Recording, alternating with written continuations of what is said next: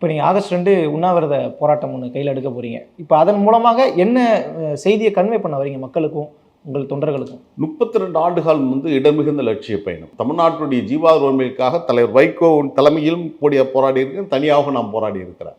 எண்ணற்ற போராட்டங்கள். ஆக ஒரு அறம் சார்ந்த என்னுடைய அரசியல் துரோகம் என்ற அந்த ஒற்றை சொல் மூலமாக இழிவுபடுத்தப்பட்டு களங்கப்படுத்தப்பட்டிருக்கிறது.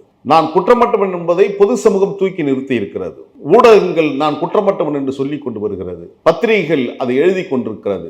அரசியல் ஆளுமைகள் இது குறித்து விமர்சிக்கின்றார்கள். இன்றைக்கு தமிழ்நாட்டின் வீதிகளில் மூளை முடுக்கெல்லாம் நீங்க போனீங்கன்னா தேநீர் விடுதிகள், சலூன்களில், மக்கள் கொடுக்கின்ற எல்லா இடங்களிலும், பேருந்துகளிலும், பொது போக்குவரத்திலும் இது குறித்து தான் பேசப்படுகிறது. மல்லை சத்யா பற்றி பேசப்படவில்லை. வைகோ தவறு செய்து விட்டார் என்று தான் பேசுறாங்க. அப்போ நான் குற்றமற்றவனாக ஓரளவுக்கு நான் இப்பொழுது தெளிவுபட்டு வந்த நிலையில் தான் இப்போது முன்னால் நான் நிற்கிறேன். பைத்தமிழ நான் பேசுறேன்னா நான் பேசல, துரை பேச வச்ச காரணத்தால் நான் பேசுறேன். 32 ஆண்டு காலம் உழைத்த என்னை தன்னுடைய மகனுடைய அரசியலுக்காக சாதாரண தூக்கி காலில் போட்டு மிதிக்கின்ற இந்த அரசியல் படுகொலை, இது ஜனநாயக உட்கட்சி படுகொலை. இந்த படுகொலையை கண்டித்து நான் என்னை வருத்தி கொண்டு நான் உண்ணாநிலை அறப்போராட்டத்தை மேற்கொள்கிறேன். நான் மட்டும் தான் உட்கார போறேன். எத்தனை பேர் வருவாங்கன்னு எனக்கு தெரியும். என் பின்னால் பெரும் படை இல்லை, ஆனால் ஒரு படைக்கு பின்னால் ஓடுவதாக நான் நினைத்து கொண்டிருக்கிறேன். ஆக என்னுடைய நியாயமான போராட்டத்திற்கு தலைவருடைய கண்மணிகளாக இருக்கின்ற அந்த தோழர்கள் வருவார்கள் என்று நான் நம்புகிறேன். இது கட்சிக்குள்ள பிளவு ஏற்படுத்தாதா?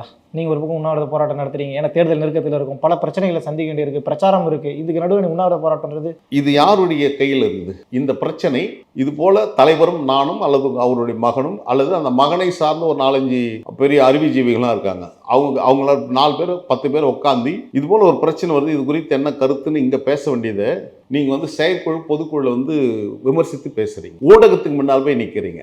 அப்போ உட்கட்சி ஜனநாயகம் என்பது டெமோக்ரஸி மீன் டிஸ்கஷன், மாற்றமில்லை, விவாதிக்கணும்.